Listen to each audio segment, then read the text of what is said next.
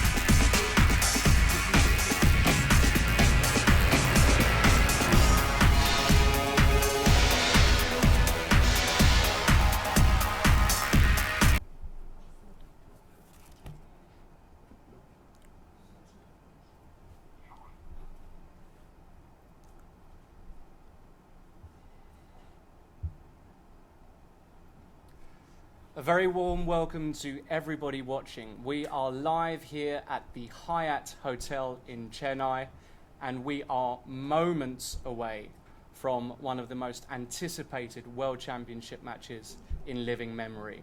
I hope you're all well. The players are just settling in, but before we go to the game, a very quick introduction as to who we are. We're going to be bringing you all of the action over the next few weeks, and we're going to give you a very quick overview as to what to expect. So, my name is International Master Lawrence Trent. I'm Susan Polgar. I'm International Master Tanya Sachdev from Delhi, India. Grandmaster R.B. Ramesh from Chennai, India. Brilliant. So very quickly then, just so all of you who haven't been following the coverage online or elsewhere, let's have a look at what we're looking at for the next few weeks. For a start, Grandmaster Ramesh, tell us about the format of the match. Yep, sure, Lawrence. The World Championship match will be played over 12 games, and Carlsen gets to play with white pieces on games 1, 3, 5, 8, 9, 10. Sorry, 8, 10 and 12. And Anand gets to play with the white pieces on games 2, 4, 6, 7, 9 and 11. And after 2 games, the players get a day off to take rest. And before the 12th and the final game, the players will get an extra day off. And the time control for the tournament will be, the players will get 2 hours for the first 40 moves and 60 minutes additional for the next 20 moves with a 15-second increment from move 61 onwards. And in the case of a tie? Yeah, in case of a tie, the players move to the tie break. And what happens in the tie break, Tanya? Right, so in case there's a level score of 6-6 in the classical matches, we have what is called tie break. In the first tie break, they will play 4 games of 25 minutes plus 10 seconds each on every move. And if this goes on a level score of 2-2 as well, then we're going to have 10 blitz game, which are going to be 5 minutes plus 3 seconds increment on every move. And if that is a tie as well, then we have what is called the sudden death game. And this is the Armageddon match, where white is going to get 5 minutes, black is going to get 4 minutes, but in case of a draw, black is going to be declared the winner. All right, and what happens then, Susan? What happens with the winner and the loser of this tournament? Well, actually, they are playing for an amazing prize fund of $2.55 million. Wow. So it's a lot of money. The winner gets 60% of it. The loser gets 40%. In case there was a tie and the result only gets decided after the tie break, then it's only 55% for the winner and 45% for the loser. Okay. And Grandmaster Ramesh, very quickly, most of our audience, of course, will know who is playing, but a brief summary. Who is Viswanthan Anand? Viswanathan Anand is the reigning world champion, and he has already won the world championship 5 times. So that's what we are looking at here. Okay, and Susan, who is the challenger? Well, the challenger is the Norwegian wonder child and the reigning number 1 rated player in the world. And he has qualified himself to be here at the candidates tournament in London. It was a dramatic event going on there. He was leading most of the tournament. However, towards the very end, he lost unexpectedly. And then in the last round, he lost again. But for his fortune, his rival, Vladimir Kramnik, also lost. And then by tiebreak, he moved on. And here he is, challenging for the World Championship. Amazing. And this World Championship is going to be very different to previous ones, Tanya, in terms of interaction with our audience at home. So tell everybody how they can get in touch with us. Yeah, so this is absolutely fantastic for all you guys out there, because this is going to be the most interactive World Championship, and there are a number of ways that you can get involved with what's going on in Chennai. So for starters, there's of course the official website, which is chennai2013.fide.com. That's chennai2013.fide.com. And here you're going to get all the information, the basic regulations, what's going on, and all your basic information about the match is here. Then we also have our Facebook page where there are going to be regular updates. And then you have this mobile app where you can watch the game live at any time. You guys are driving, going to work, whatever it is, the games are live constantly. And you can also see the head-to-head clash that Vishy and Magnus have had against each other previously. Then we have the Twitter page where you use the hashtag FWCM2013. That's hashtag FWCM2013. Send us your comments, send us your moves, your predictions, and we're going to answer all your doubts and questions, so tweet away. Well, I can't wait. We are literally seconds away. We're going to go now to a close-up of the players. You can see the mass of media, fans. They're all gathering outside the glass box. The players are playing behind this soundproof glass. It's been used in many World Championships in recent years. So we're going to go for a close-up of that to really grasp how tense it is. This is really the biggest event, in my opinion, since Fischer-Spassky 1972. The most interest, the most coverage. So we're going to get a close-up of the players, and we are literally seconds away from this starting. Okay? And we can see there, we can see a close-up. We can't even see the players due to the number of people trying to get photographs, and I don't know about you guys, but I'm thrilled. Well, Magnus is there. He's ready. He looks, wow, look at this. The world number one, he's focused. He's not moving. The tension is unbelievable here. It's just incredible. Vishy has yet to arrive. You can see there how many people are trying to get a photograph. He's having a look at the commentators and the journalists and everybody else who is there. We have police, of course, a huge police presence due to the nature, the huge nature of this event. And Magnus there adjusting his pieces. The pieces are the same pieces that were used in London for the candidates, so the new design there. Of course, he's looking at the board. The big question that's on everybody's lips is, what's he going to play first? Nobody knows. It's going to be extraordinary to see how he opens this match with the white pieces. I'm just so excited. You know, Magnus has been recently to St. Louis as his last big test before the match, and I noticed that in the 3 games he played with white, in every game he started with a different first move. One d4, one e4, and one knight f3. Wow. So what Magnus is going to play on the first move, what's interesting is that we've got a few minutes before the game start, and you guys should get tweeting and send us your predictions, tell us what he's going to play, and let's see who gets it right. Yeah. Because you never know with him what he plays. Well, if he plays 1b3, I'll be very surprised. I will not be so surprised. I think we're going to see something reasonably standard, but we're just waiting now for Vishy to come in. Magnus, head down, getting in the zone. I don't know. He looks like he's even praying to the gods at the moment. This is unlike him. This is really. He looks really nervous. Actually, he looks more nervous than I've seen him in a long time. Yeah, which is understandable. This is the pinnacle of the sport. This is it. Doesn't get bigger than this. Just doesn't. And we see there an official, an arbiter. Of course, they can't hear anything outside. So Vishy is taking his time. Some psychological games going on, maybe. I remember Karpov used to come very late to his games. Maybe Vishy has got a similar strategy. But you know, nowadays we have the 0 tolerance rule. Right. So they have to show up on time. Well, that would be quite controversial. I don't think we're going to see. I don't think we're going to see that. So we're just waiting now. Okay. All right. So, Vishy's still yet to appear. Of course, with the black pieces today, he's got a big task in front of him, playing the world number one. But of course, he's the world champion. He's here in his hometown in Chennai. The support here is something I've never seen before. It's just incredible. He's a superstar here. He's a superstar in India. He's the hero of the nation, and everybody is behind him. So, Magnus there. Lawrence, what's really interesting is that I've actually never seen Magnus like this, and normally he always is the one who comes later before the start of the game. Sure. And here he is waiting, and he looks quite he knows that this is the big one. This is what is left for him, and you can see it on him. Yeah, he's and here comes the world champion walking in. Oh my God. Oh my goodness, this is it, guys. We are seconds away from this match kicking off. No eye contact just yet. Lots of photographs, as you can expect. The FIDE president, Curzon Ilumzhinov, in the background there, in the box with them. The chief arbiter there, having a quick word with Magnus. Some more photographs. The tension is just unbearable. It is incredible. I can feel it from here. We are only a few meters away, but through that glass we can feel it. And Absolutely no Vishy, eye contact. no there. eye contact at all, no staring. They're looking away. Magnus is thinking.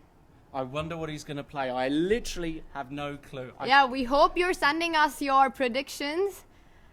We'll try and read as many as possible. We'll try and get through as many as possible. And we're off. Did they start without Did they have a handshake? Maybe they shook hands before we saw. I'm not sure, but it didn't look like we had a handshake there. That would be a first. That would be a first. And the first move is knight f3. Right, so he has played this one before, though not as much as e4 and d4, but he's played this a couple of times, and it means he's looking for a more solid game. What is your take? Knight f3 is a very flexible move. It's the Reti opening. It doesn't commit yourself too much from the start. And it allows you to decide in a few moves, really, how you want to take the proceed. game forward. Yeah. Yeah. So Magnus playing 1 knight f3. There was a handshake, by the way. I've just had that confirmed. We probably, due to the angle, we didn't see that. But anyway, Great. they did shake hands. Of course, they have a huge respect for each other. Yes, and they're good friends as well. Right. So we had 1 knight f3, and then Viswanthan Anand replied with the move d5. So on move 2, this is a very standard reply.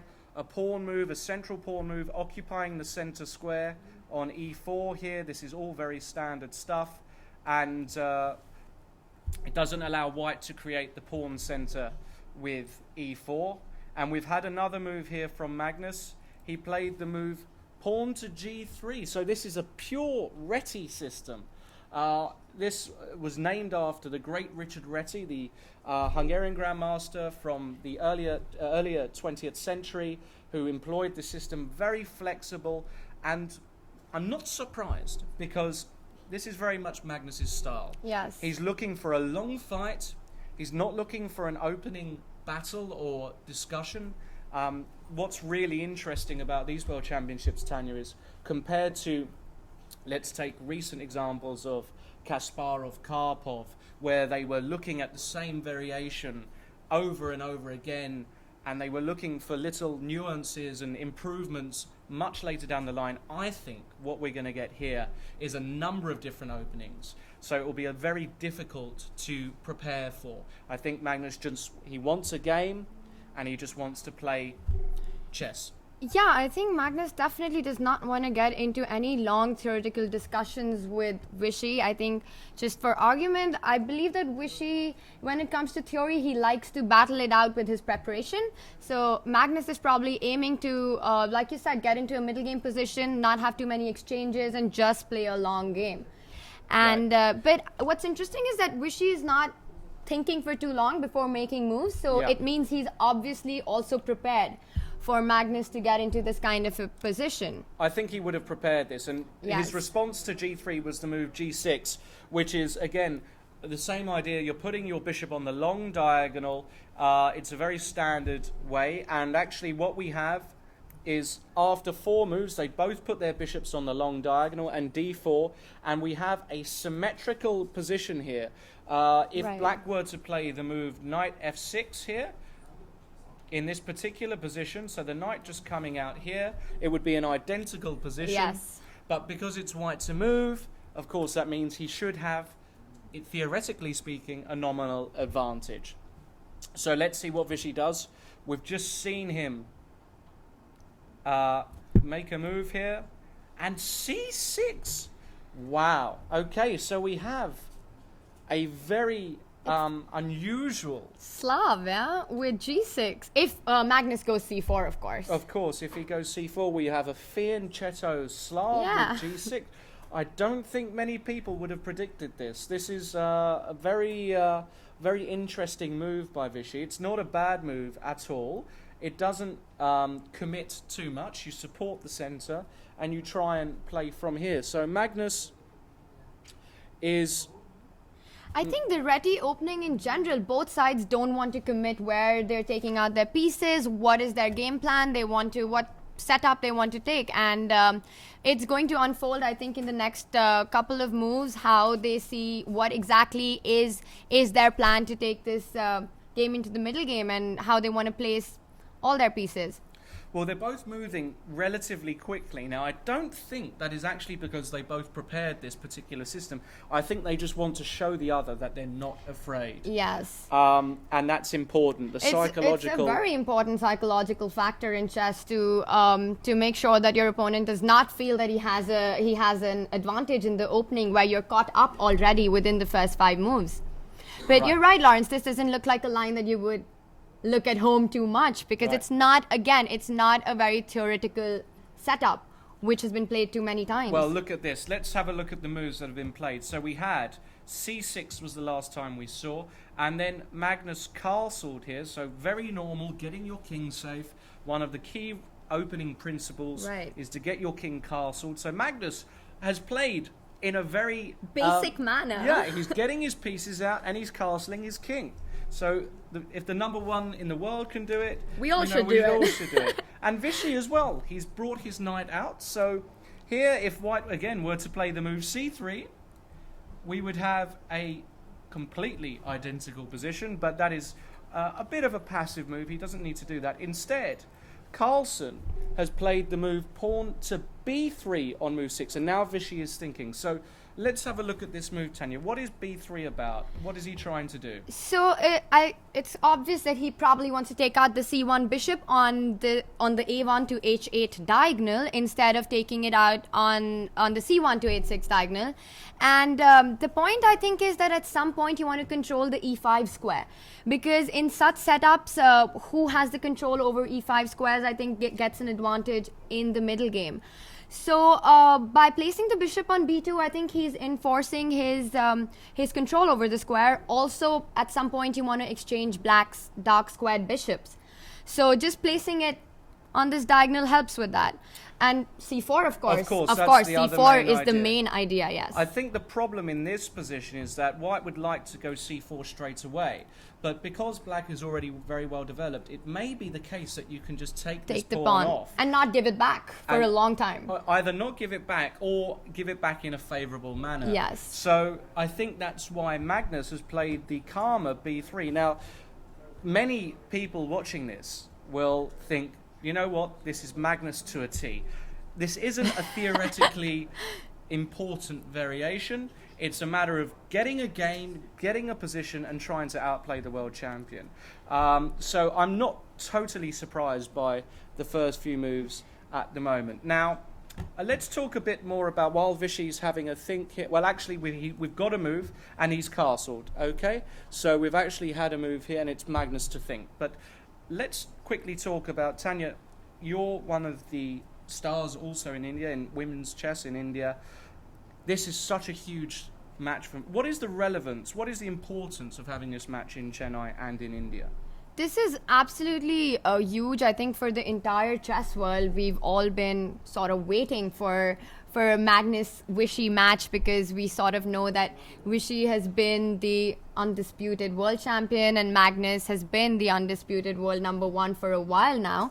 So definitely a huge match for the entire chess community, but even more so for India, because Vishy, as you all know, when he was young, he left for Spain and he's been living there for a while, and now in a way the sun returns for the biggest battle fight of his life. And it's going to, I think every chess player in the country has been inspired by Vishy to a large extent, and this is going to bring an entire new generation of chess players into the game. So it's huge for chess in India. I think it's going to give a complete facelift to the game. Well, I mean, I've never seen anything quite like it. Having been here for a few days, the media coverage, it's in all of the national newspapers, of course. It's all over so many internet sites and channels. It is the press conference itself, Tanya, was, I've never seen anything like it. A turnout like that. It was like Michael Jackson was in, I mean, it was like the biggest star in the world was here. And it was just incredible to see that and witness that and see how much it means for India. And not only just India, remember, we're here in Chennai. This is Vishy's hometown. Right. I'm trying to think, if Vishy wins this championship, Oh my God. the celebrations that will take place. I mean, A if national holiday is going to be declared. a national holiday, I don't know what's going to happen, but it's going to be some of the biggest parties that Chennai has ever seen, I'm sure. And what better place to win it and retain? I mean, let's face it, if Vishy wins this match, he's really going to go down as one of the greatest for having defended the title on so many occasions and against so many different players. Definitely, but I think Lawrence, what he's already done, defending the titles already 3 times first against Kramnik, then Topalov, then Gelfand. I think he's already pretty much there, he'll always be a legend no matter what happens in this match.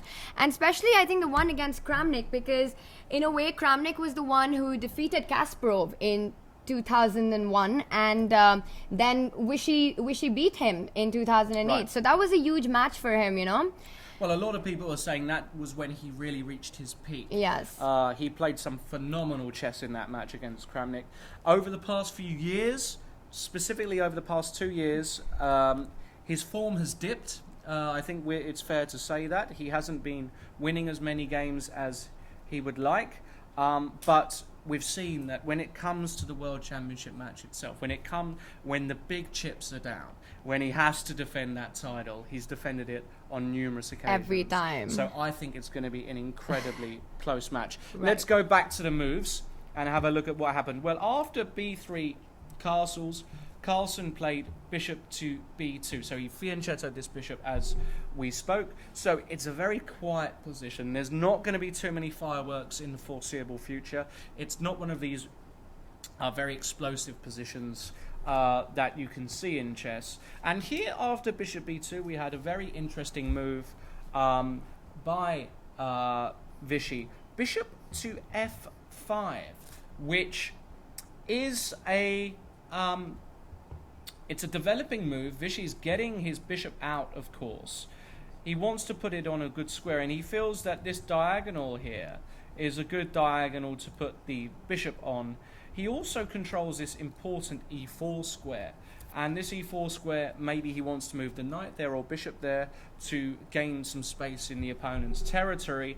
It's unclear at the moment, but it's a developing move, and I think it's safe to say that Vishy hasn't got any major problems at the moment.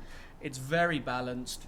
It's Very still in the solid. very solid, and he's playing quickly. Let's face it, he's only used 6 minutes for 7 moves, which In a line that is absolutely not topical or Right. theoretical in any way.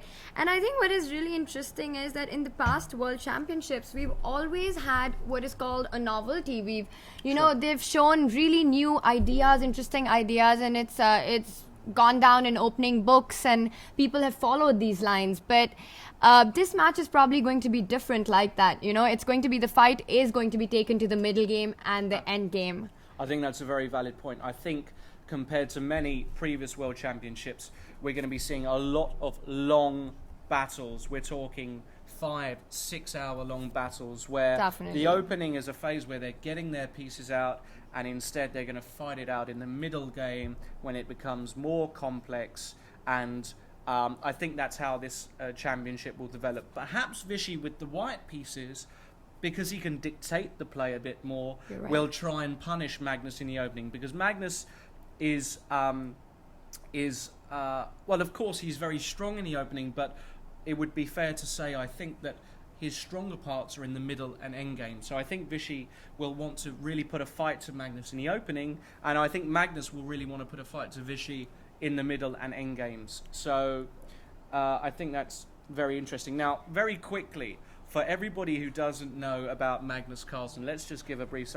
He's been called the Mozart of chess. He is one of the greatest players who have ever lived already, despite being so young, born in 1990. He's of course Norwegian. He was born in Tonsberg in Norway, but he now resides in Oslo. He's the current world number one and he's reached the record ratings of all time, record ranking points of all time. He's surpassed Garry Kasparov. His rating at the moment is 2,870 points, which is I can't tell you I how. think at some point we never imagined that was even a possibility to reach that rating. Many years ago, people didn't think 2,800 would be possible. 2,850, which was the barrier that Kasparov broke, was seen as a milestone, a huge achievement. That will never be surpassed, people said. And then we have this boy from Norway who has got this humongous rating, and he is 95 points ahead of Viswanthan Anand at the moment. So in terms of pure rating difference, Magnus is a huge favourite on paper to win this match, but it's a World Championship match, and it's very, very, very different. The pressure playing against the same person, I think the rating difference isn't going to make so much of a difference in this match. I think definitely Magnus has been up there at world number 1 for quite a while now, and he's always had a lot of points difference between him and the second player. But don't forget, Lawrence, that this is a match and it's not a tournament play where Magnus has won many tournaments and reached this rating. But in a way, this is his first match ever. So in the experience department, I think Vishy is going to balance out the rating advantage that Magnus has, which is so huge, because maybe in any other sport it's not such a big deal, but in chess, experience really counts. You know, you learn how to control your nerves, you learn how to play different positions. Sure. So it's going to be quite an equal battle, I think. Yeah, I think it's going to be so close. And the great thing, again, to repeat, for all of you guys out there watching, wherever it be it on the television, on the internet, or any other channels, remember, you can get in touch with us via a number of different media. We have the Facebook page. We also have the Twitter account, which is going to be something that we're certainly going to keep an eye on, which is FWCM2013. That's hashtag FWCM2013. So please send us your comments. Tell us how you think the opening phase has gone. Tell us if you're surprised by what Magnus has played. Tell us if you're not surprised. Tell us who you think will win, and so on and so forth. So please be as interactive with us as possible, because we will read your comments and we'd like to hear from you. We've had a few more moves since we digressed slightly there, Tanya. Right. So after bishop f5, well, Magnus, we said this move c4. Yes. He's trying to challenge in the center. He has to do this, otherwise he remains passive. So he's getting this pawn to attack the d5 pawn in the middle, and in combination with the bishop, something might happen with this pawn. The knight jumps to e5 and we have pressure already. Right, the knight can jump to e5. The knight comes to c3 maybe. And that unleashes the bishop and so on. And yes, then the knight comes to c3. In fact, after Vishy's next move, again, developing his pieces, knight to d7, very solid stuff. This is amazing that, you know, we learned this as kids, that it's absolutely basic to take out your pieces, to play in the center, to not waste too many moves in the opening, safety of your king. So these are things that we learn when we are just starting our chess careers. And this is what these two top players of the world have exactly done in the last 9 moves. Right. So in a way, it's legit. It is. Now, just having a look at this position, okay, both players have developed quite normally, but if I had to take a colour here, I think I would take white slightly, simply because I'm now looking at this d-pawn and I'm thinking that, well, with the knight now on d7, the queen is no longer defending this pawn. And as white, of course, as we mentioned a very short while ago, my bishop, my knight, and my pawn can attack this pawn in the middle. And I think Vishy's got to be a bit careful already, because there are some strange knight moves that might be uncomfortable. A knight may be coming out to h4 at some point, attacking this bishop. It's not clear. Of course, the pawn, it's very unlikely he will have problems with this, but I think the bishop on f5, I'm not sure. I think I'd prefer it on another square, but of course I'm not the world champion, so what do I know? But I think if I had to take a preference here, I think white would be my preference, although it's very, very balanced as it is at the moment. Now, one of the great things about this World Championship, apart from being interactive, is the great video footage we have of these players. You can see the numerous angles, we can see their gestures, their body language, we can see when they're nervous and everything else like that. So we've got close-ups of the board, of course. And Vishy, well, he's made a move. We've got a move, guys. After knight c3, well, maybe this actually makes sense given what I just said. He was a bit worried about this pawn on d5, so he's actually voluntarily given up the d pawn, which is a central pawn, for a wing pawn. Now, normally, that's not a good idea, because it means you lose control of the center. But in certain cases, you can provoke weaknesses, and here Vishy felt that, well, taking this pawn on c4 is a great idea. So Magnus will no doubt recapture on c4, which he does. So the position has now changed. Completely. It's a totally new structure. The structure has changed. Magnus has got a central majority.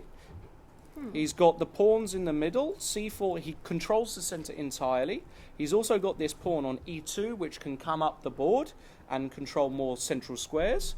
And the reason why we like to control central squares is because it restricts your opponent's pieces. It means that they can't move, they're not as mobile, and that normally in the opening phase is a good idea, to control the center with your pawns and then with your pieces. So Vishy's taken this pawn, so he now must have a plan behind this move. So what do you think he's going to be playing next here, Tanya? What do you think this idea is of taking the pawn off on c4? So, of course, I think leaving the pawn on d5 would have been quite dangerous for him because, probably Magnus would have taken it at some point and it would have been a bit of a weakness on d5. I think how Vishy could continue maybe is to break the center with e5 at some point, maybe. And also, I think one idea after he moves the rook from a8 could maybe play b5 and try to get, just break the center, because if he keeps going passive, if white advances the e pawn to e4, for example, because the pieces are still not exchanged and the minor pieces are still on board. So the more pieces you have, the more difficult it is to play with less space. Sure. And so Vishy definitely has to try to break, I think, somewhere. He can't just continue moving because he's going to run out of moves if he doesn't do something in the center. Right. Well, so it's up to Vishy now. I don't think we've had a move, but of course by taking this pawn on c4, he's got a clear idea behind it. Maybe knight to e4 could be... Knight to e4 is a very valid move. Very good suggestion, because after knight e4, what black's trying to do is, let's say white were to exchange the knights, now this bishop on e4 becomes a very good piece. It contests the bishop on g2, and it also attacks this knight on f3. Right. And suddenly, white's d-pawn on d4, in some variations, can feel a bit vulnerable. Are you saying you prefer black now? Well, I'm saying that the position is very solid. I'm saying that black's pawns are solid, his pieces are out. Actually, knight e4 I really like as a move. It wouldn't surprise me if Vishy played this move. Also, the basic fact that, white has a better space, he has space advantage, so exchanging minor pieces, so you have a more free play in the center. Well, exactly. So we haven't had a move yet. I think knight e4 would be a very interesting suggestion. Another move that came to mind when I first looked was maybe Vishy was trying to play this odd-looking move, knight b6, because this pawn on c4 can sometimes be a bit weak. And you're right. If you advance the pawn, attacking the knight, well, suddenly you give up a very big square on d5, and the knight can hop in. And in chess, what we like to do is occupy these squares, which are otherwise known as outposts, with our knight. Now, the only problem in this particular, if this pawn could not advance 2 squares, I would really like this idea, because the knight cannot be budged from the d square. Right. I'm not saying it can be budged in this particular position, but there may be some strange move that white can play, a knight move, for example. Like knight to d2, maybe. Threatening to play e4?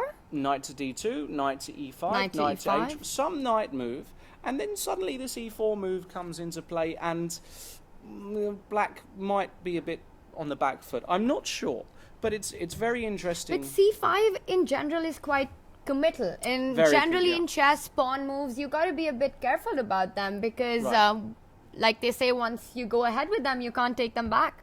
So you also give the c4 square after playing c5. Maybe the knight jumps to c4, for example. Right.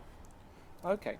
So it's Vishy to move. Now, while he contemplates that, we've had a few ideas there.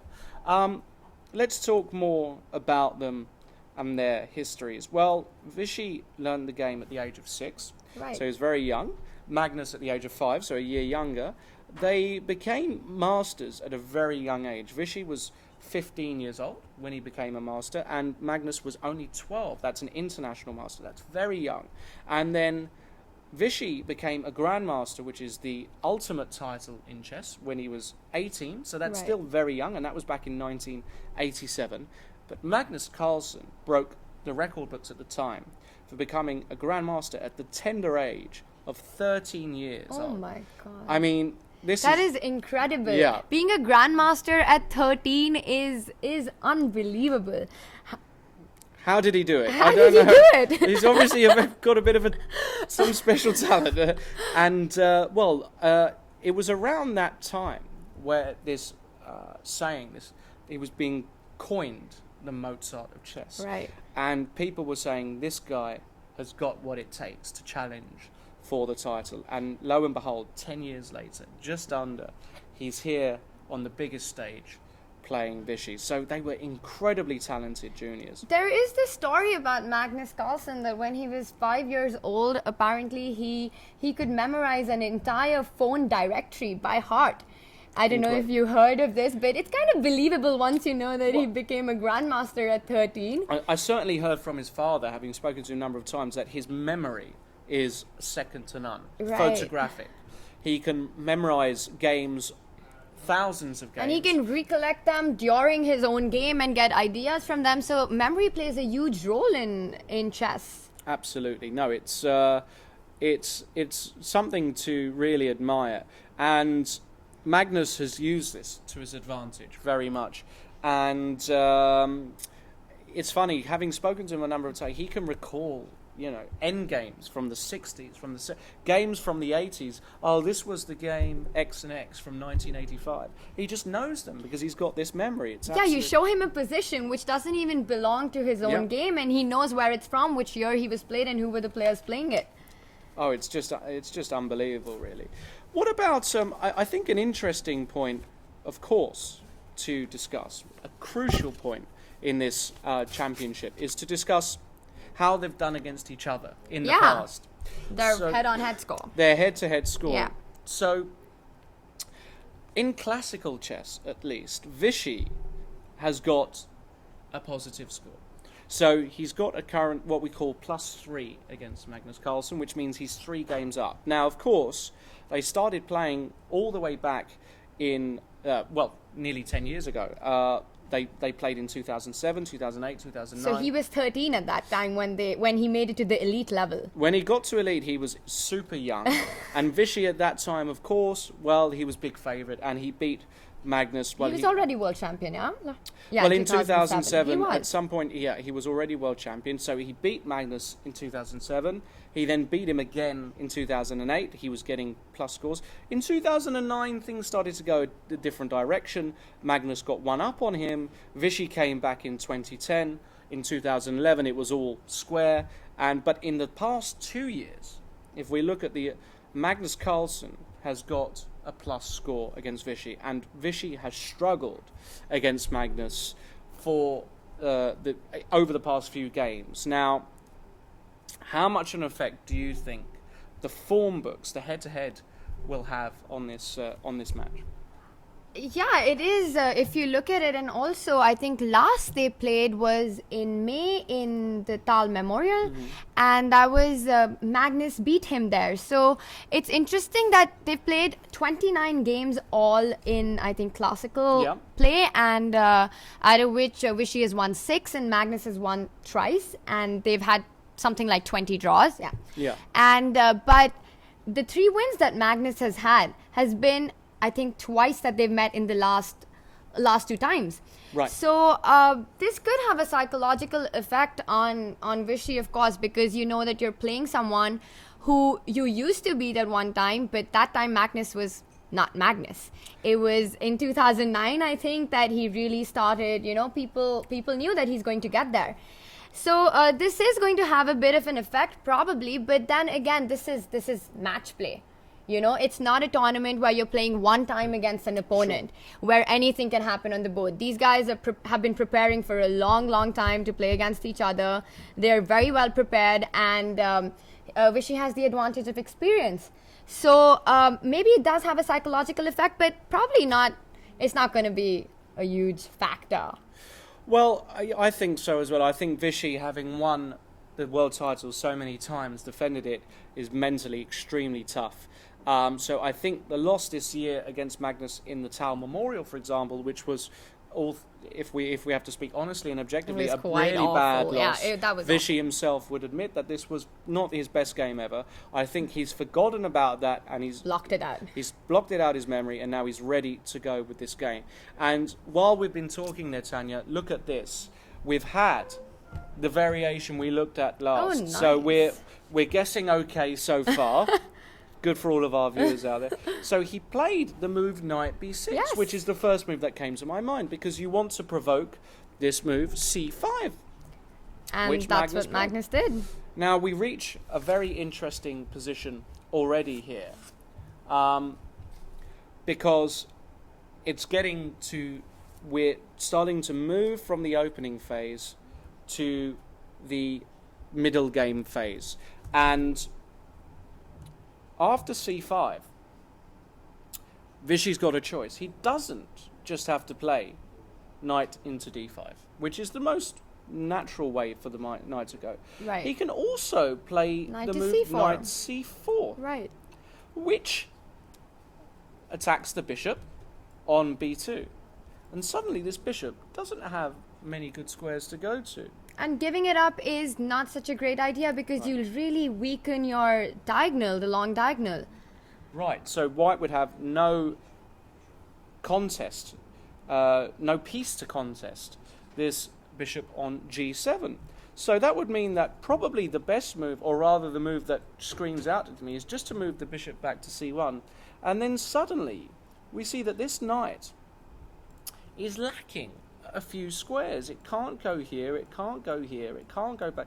It really only has one square, and that is to go Right at the edge of the board, which to the is edge of the board. never comfortable. Well, the knight on this a5 square just doesn't do much. It sits there, but it doesn't actually participate in the game. Yes. So Vishy has to be a bit careful about playing this move. I'm sure he's looking at it as we speak. Lawrence, as we look at this, I have an idea. Could he play e5 here to break the center Wow. and try to do something maybe? e5 to break open the... So now we're getting... I mean, if you play knight c4, you have to do something quick. Otherwise, this knight is going to be not very happy. Right, sure. Well, e5 definitely looks like a good candidate move to me. So how would white react here? Well, of course, he can think about taking this pawn. So let's say we were to take this pawn off in the middle. Right, so knight to d7 maybe? Knight to d7 or knight to g4. Or maybe you even want to exchange queens. That's a possibility. So the point is to break up white's center, and now these pawns are weak and you want to win them back? Right. Well, you're going to win one of them back, aren't At you? least. The big question is, can Magnus take advantage in this position of... He has a move to take advantage of this. The big question is, can he in some way? And it looks very difficult to on the face of things here.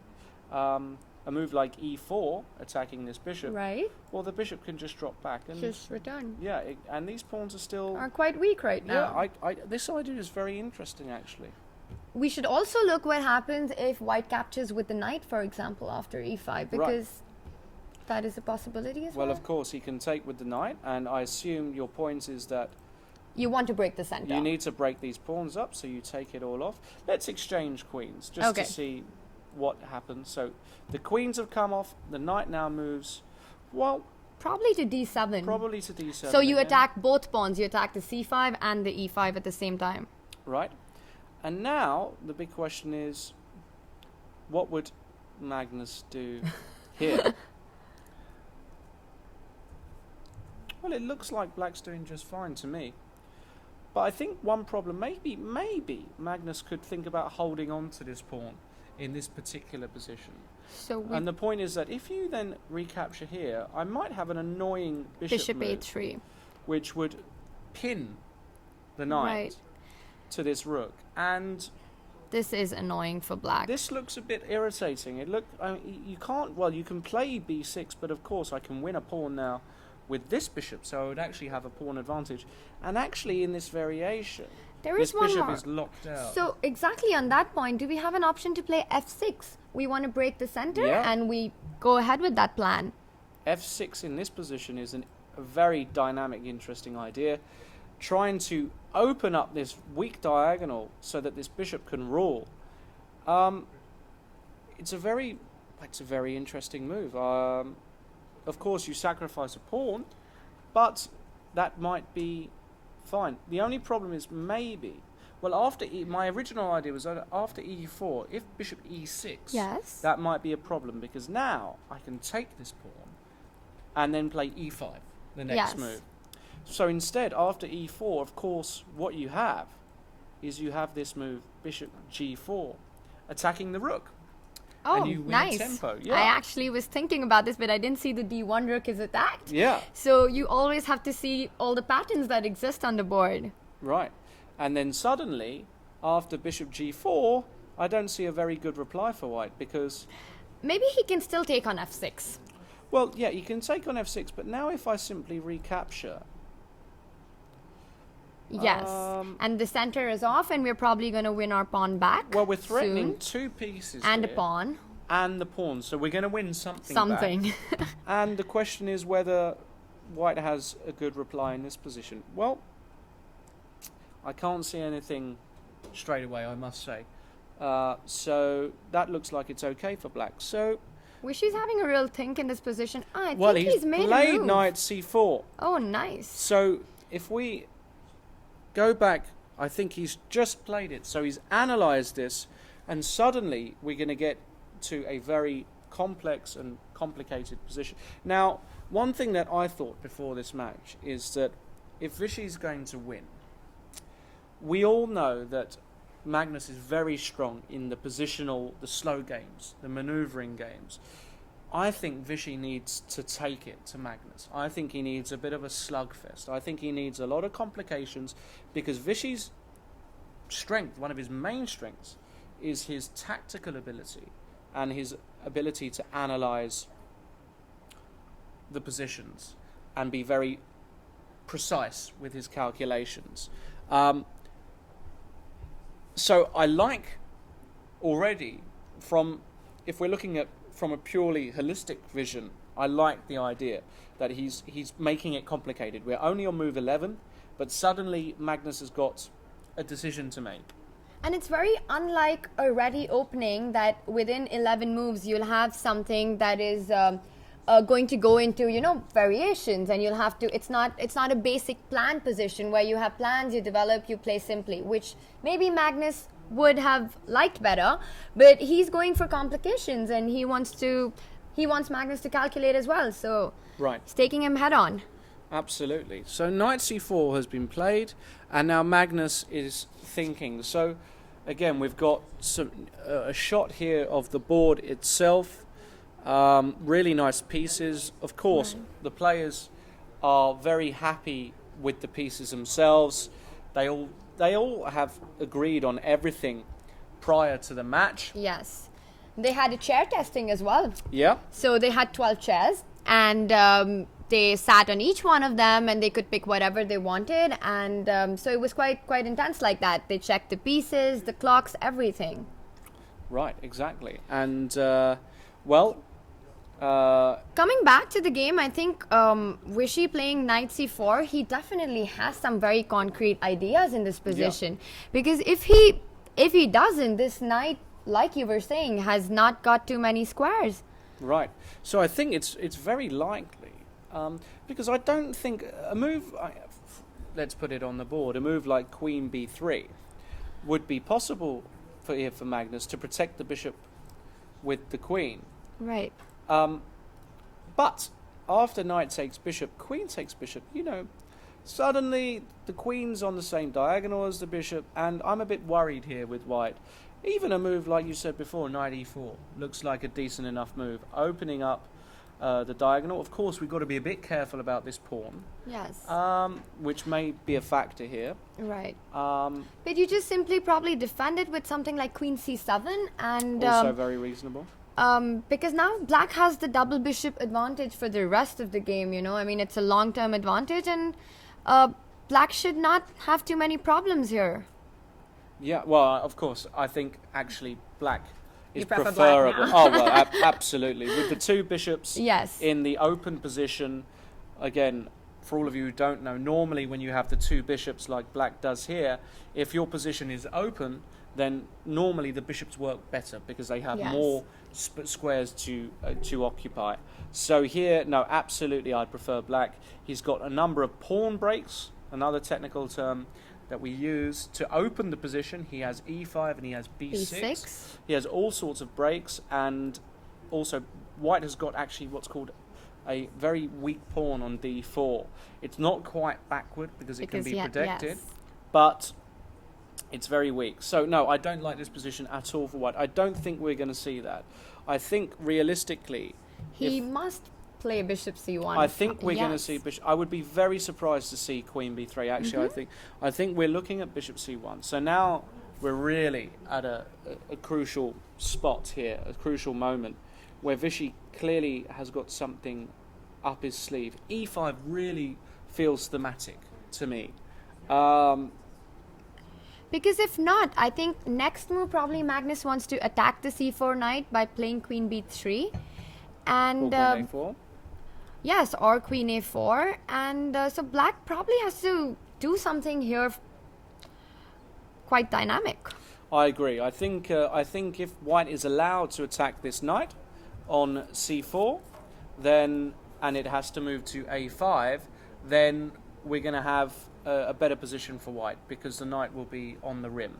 So I think your move e5, I'm starting to I like a lot. That said, there is another move here for black, and that is to play the move queen a5.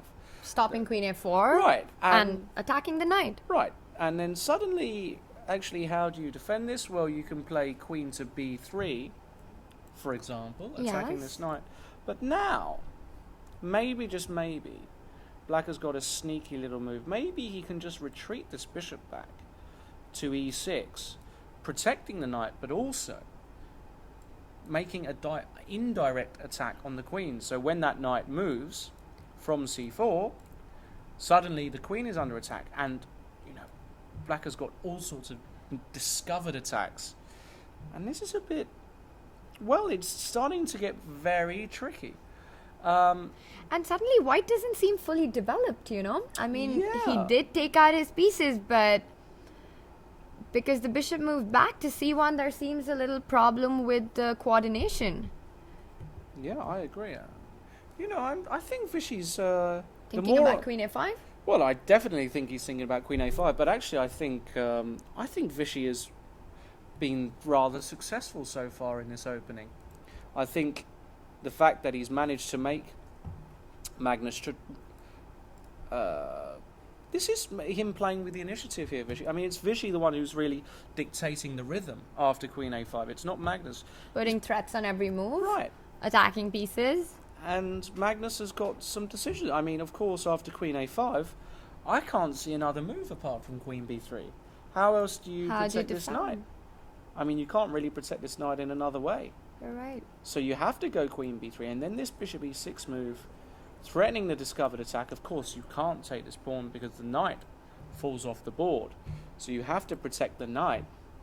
Do you think he'll go queen c2 and bishop f5 and queen b3 and bishop e6? Well, I hope it doesn't come to that. But you know what? It wouldn't I think, well, of course. I just don't queen see c2 moves, you know. Well, after bishop f5, maybe white can go e4. e4. You're right. So bishop f5 doesn't work. Right. So queen c2, but certainly a move like rook fd8, a rook to the d file attacking this, maybe rook ad8, probably rook fd8 here. Right. and suddenly you're attacking this pawn, and I quite like Vishy's position here. All of you guys, all of you Vishy fans out there, I would be rather happy right now if I were black. Yeah, so tweet us telling us what color Yep. you'd like to be here. Well, I believe Magnus has in fact played bishop to c1. Yes. So that was expected. I just didn't believe queen to b3 would be correct. So we're in this position. So now Vishy, this move queen to a5 is certainly one of the top moves. e5, maybe that last variation we saw. Instead, maybe this knight takes e5 is a problem here, Tanya, in this particular position, because as we looked at, well, So we were thinking about exchanging yeah, queens, maybe? well, we exchange queens, we play the knight to d7, attacking both pawns. Yes. So the big question is there another way to play here? Well, f4 seemed reasonable because Yeah. black can't capture on c5. right. f4 feels right. Right. f6, and this is where we need a really good move with white, Yeah, if we there need is to one. think. Can he play something like knight e4? Is Well- knight e4 an option to come to d6 if you give me the chance? But it's maybe a little slow, yeah. Yeah, it feels a bit yeah, slow. You're right. So what can white do instead? Because it looked as though that after e4, bishop g4, this looked okay for black.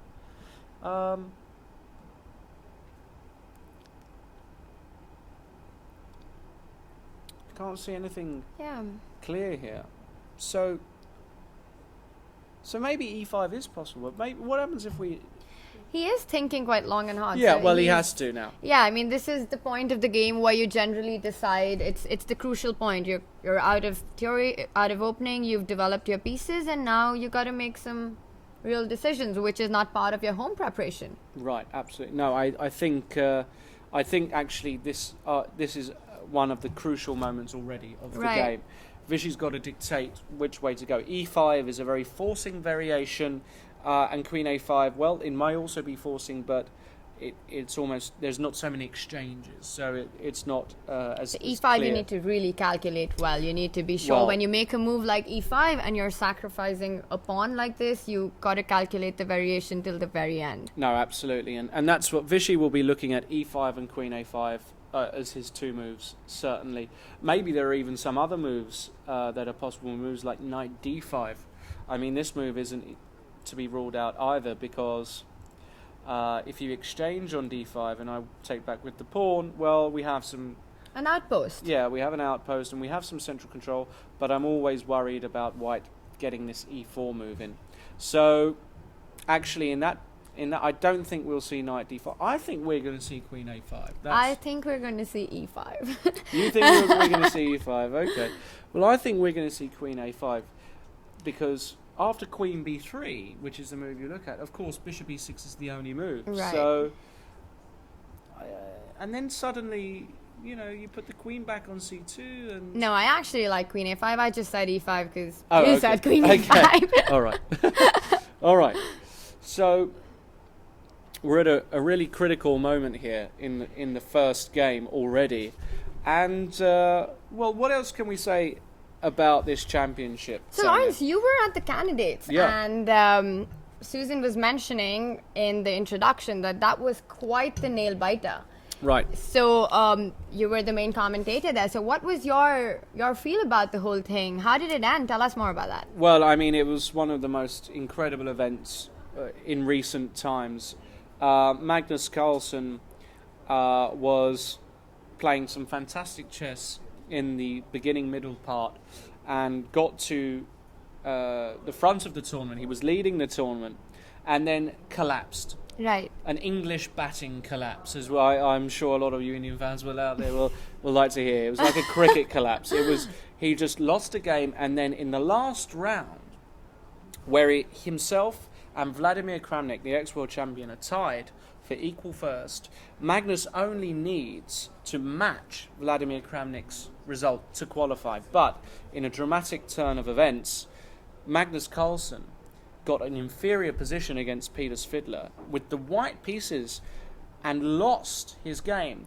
But Vladimir Kramnik, who only needed a draw in order to play Vichy again, He also lost. It's just my the God. drama. It was, you couldn't write this, because to imagine that the two leaders would lose Right. against players who were playing not as well as them on the last day was just incredible. And they were playing really well. I mean, they Yeah. were in form, and to lose, I remember it was quite a shocker. And in Oh, fact, the game got over on 1st of April, I think. Right. So everybody was so shocked with the news that Yeah. both of them have lost, both leaders have lost, that they thought it was some kind of an April Fool's joke when Yeah, the results right. came out. It was astounding. And the funny thing is that because Vladimir Kramnik expected Carlsen to at least draw, and a draw for him wouldn't have been sufficient to qualify, Kramnik played for a win.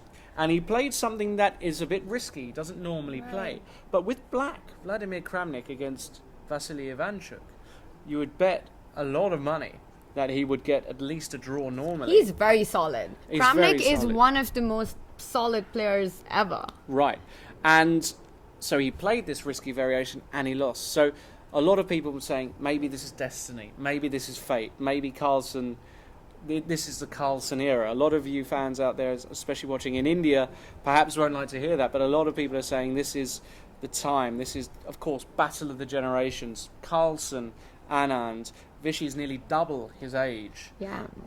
Carlsen is number one at such a tender age, and to fight for the World Championship, well, a lot of people are saying perhaps this is his time. But Vichy is a fighter. He's a trooper, and he's not gonna give up this title easily. So easily, yes. No, not at all. Now he's still thinking. I think we're going to see a good thing. I think this is a critical moment where he needs 10, 15, 20 minutes even to think about this position. I'm remember to send us your tweets to hashtag FWCM2013. We're going to read out a few of them. We're going to select some of the best ones, most interesting ones to read out, but please send us your comments anyway. To give you an idea of how big this championship is, we're expecting tens, if not hundreds of millions to be watching this. It's online, it's on Norwegian television, it's on Russian television, it's on Indian television, it's everywhere. It is everywhere. So we've got a huge crowd. And wow, look at this. I said it's the move I didn't think he would play. And maybe if I say that a lot, he'll play all the moves. He played, in fact, the last variation. Yeah. We looked at knight d5, We which kind of is... discarded this really quickly. Yeah, so maybe we haven't looked at this enough. Well, knight d5, it makes a lot of sense because you want to support this knight on c4. So basically here, I can't see any other move apart from taking this off. Right. Unless queen b3 works, of course, which is... Queen b3, maybe knight to a5 now? Yeah, knight to a5 is a bit of a problem, I agree. And then suddenly... You don't have very good squares for the queen No. because you have to keep defending your knight on c3 and Right. it's... No, Not easy. I don't like queen b3. So I think after knight d5, realistically, we're going to see an exchange. And after knight d5, well, I don't like queen takes because that walks into the X-ray vision of the bishop on g2. Yes. And a move like knight e5 may already be a bit uncomfortable for Vichy. So I think realistically his idea is to play c takes d5. And now suddenly everything has changed again. So we had a change after d takes c4 and now we have a total change in the position.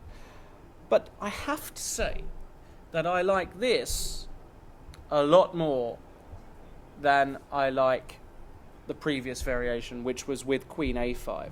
I think white is a bit more sure here compared to the queen a5 idea. But the big question is, what does he do in this position? Well, he's got a problem with this pawn on d4. So, and this knight is a bit irritating. It's restricting the white pieces. So let's see if he plays something simple and developing like bishop f4. Yep. How do we see this going forward? Well, that makes a lot of sense. Bishop f4, just controlling e5. And that's important because black would love to break Yes. with e5 as well at a certain moment. Opening the g7 bishop, and that would give him probably an edge in the game if he's able to get this diagonal open. Right. The problem is, I think at this particular moment it looks a bit optimistic, because if I take everything off here, like so, well, these pawns are very weak, but also The d5 this d5 pawn is very Right. weak. And I think that's probably a bit optimistic for black. I Yeah. think that's exactly what Carlsen wants. So I don't think you can play e5 e5 immediately. immediately. Maybe prepare it with rook to e8, for example. Yep. Rook to e8 would be certainly an idea. So black wants to break the center with e5 now. And Well, that's a very interesting move. Right. You know, it's not clear how white is getting... Maybe he has to be a bit more proactive now and start attacking black a bit more. Let's attack a pawn, queen b3. let's give it up. Let's play e5 anyway. You want to play e5 anyway? Oh, wow. It's not our game, so we can sacrifice things. Of course. Well, so if we do the same as before, we have we take everything off, and now it's your move, Tanya. Now you've got to defend this pawn and this pawn. I think I want to take on e5. All right. So you'll So take I'm on... going to continue my story. I'm going to take this pawn. Right, and now I thought I could take on e2, but then I lose the d5 pawn. Right. Yeah. So that looks like white's got the upper hand, Yes. really, unless there's a forcing variation, which I don't quite see. All right, so that's certainly interesting. What's the time situation on the board? Yeah, So, Well- Vishy is at... it's about level. Magnus has got 127, he's Right. thinking, and Vishy's got 136, so, you know, basically level, nothing too dramatic at the moment. But Magnus is now crunching through the variations. Of course, this is the position on the board. Everybody at home, knight d5 has just been played by the world champion, and Magnus has got a decision to make with this knight on c3. Now, what I believe is going to happen at the moment, of course, we introduced all of the commentary team at the beginning of the show, but now we're going to have a quick changeover, and we're going to introduce Grandmasters Susan Polgar and Mr. Ramesh, the local Grandmaster from Chennai, who are going to take us through the next part. So we're going to make that changeover, and we will be back a bit later. So I'd like to welcome both Susan Polgar and Mr. Ramesh to come to the commentary booth. Okay, So we'll see you in a later, bit. guys. Okay. Enjoy yourself.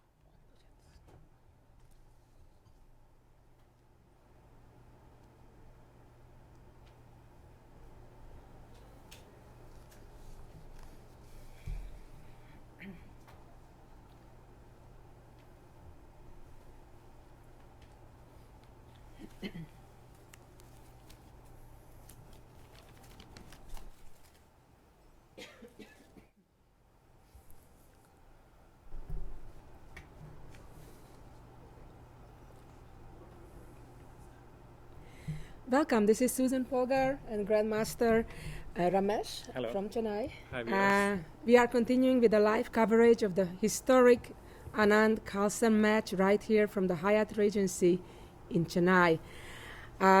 Game one has started about an hour ago, and we have about 12 moves into the game right now. Anand has just played knight to d5. It was an interesting moment after Magnus just retreated the bishop to its starting position on c1. It's somewhat unusual. Usually it's not a good sign when a bishop needs to retreat, but Of course, it's a concrete situation, and it's not necessarily all that bad either. What do you think? Yeah, it Ramesh? was a surprising, interesting choice by Carlsen to start with the ready defense, and I'm sure Anand must have been expecting something like that from Carlsen, knowing that Carlsen is not going to get into the mainline theoretical battles against a player with experience of Anand, who has played so many matches and must have quite a lot of opening theory prepared against mainlines. So it was an interesting choice by Carlsen, and Anand's approach was also quite interesting because he took d-tech c4 on move 9, That's kind of giving the center unusual, away. right? It was quite unusual, and it was also showing his willingness to go for complicated positions, not a quiet position like playing moves like e6 and keeping a strong center. Instead, he chose to give the center for dynamic piece play, and the position is quite interesting. And as you mentioned, bishop c1 is not something a top player would love to play so early in the opening stage, but Had no choice, right? yeah, he didn't have a choice. It was a very interesting idea to take on c4 and immediately follow up with a knight b6, kind of created a forceful play. Yes. Unlike typically for such opening, when usually it's a lot of maneuvering and a slow type of game. But Anand took the initiative to Yes. immediately get some action going, even though he has the black pieces. And usually with black, most grandmasters would try to equalize first and play more solid or cautious, especially in this particular opening. But not Anand today. Yeah. He felt confident, I guess. He played relatively Yeah, fast. Before the match, I was also hoping that Anand will not try to play safe kind of chess and instead take some risks and create complications on the board, because Carlsen, I am sure, would love to play quiet positions where he can show his positional skills, which can later go on to in games where he is quite comfortable. So it's nice that Anand is going for initiative with his black pieces as well. And there is we have an interesting position here. The knight on c3 is under attack, and probably white should play queen b3. Yeah, it's probably Developing the his best queen. move right now, not only protecting the knight on c3, but also attacking the other knight. And Let's make develops the maybe queen as in the well. analysis board, Yes. let's try to show that to our viewers. So So we're expecting expecting queen b3 here, and Attacking. probably attacking the knight, and probably the best move for black should be something like knight a5. And here Carlsen has a choice between queen a3 or b2. of course, the queen needs to hang on to the knight Hang on on to c3. the knight on c3. That's really important, And not to then lose it. here black probably has to go for fight first activity, and he has to break the pawn structure because white seems to have more space on the queen side, and there is always the danger that if white manages to get e4, then black's position could turn to worse quite easily. So I think so far the Indian fans can be quite pleased with the outcome of the opening. yes, I'm from sure Anand's perspective. Anand's followers would be quite happy with the kind of position Anand has achieved from this opening. I think in the opening stage, Anand's strategy has been quite successful than Carlsen. That's my view. Ramesh, you're local. You're here from, Yes, I'm from Chennai. Chennai, just like Somewhere around Anand this. himself. Yes. And obviously, you must know him quite well. Yeah. Tell us about how did you first meet him? Yes. When I was 12 years old, in 1988, Anand became a grandmaster, and that was the inspiration for me to take to the game of chess. So I started playing chess because of Anand. That's his, amazing. Becoming a grandmaster. That was So my inspiration. How famous was he when back in '88 when he became a grandmaster at the age of 18? Back in 88, in India, the sports culture was missing. We did not have a great sports culture, and we did not have many sports heroes as well. So Anand was one among the very few. And in India, normally the cricketers are more famous. They are looked upon as heroes by the young children. And rare exception was Viswanathan Anand. So it was really inspiring for me and many more kids like me we wanted to become a chess professional like him and show our mettle in international arena. So he gave the confidence for our generation. Well, India came a long way. We're talking about 1988, which is 25 years ago, Yes. when India had the very first grandmaster in Viswanthan Anand himself. And today, how many grandmasters are there? You're one of them. Yes, I'm the third grandmaster from our state, Tamil Nadu. Chennai is the capital of the state, Tamil Nadu, and we have 12 grandmasters from Tamil Nadu. Oh wow, that's quite a bit. Yeah, and some 10 years back, we had hardly 2 grandmasters in our state. So from there, we have come to 12 grandmasters, which is a big leap So forward. is that the most of all the states? I know there are 28 states in India. Yeah, there are 28 states, and but this is Tamil Nadu is one of them. Tamil Nadu is one of the states, and Chennai is the capital of Tamil Nadu. Okay. But you can say from 1960s onwards, Chennai and Tamil Nadu, and especially Chennai, is, you can say, the chess capital of India, because we have produced most number of international masters and grandmasters.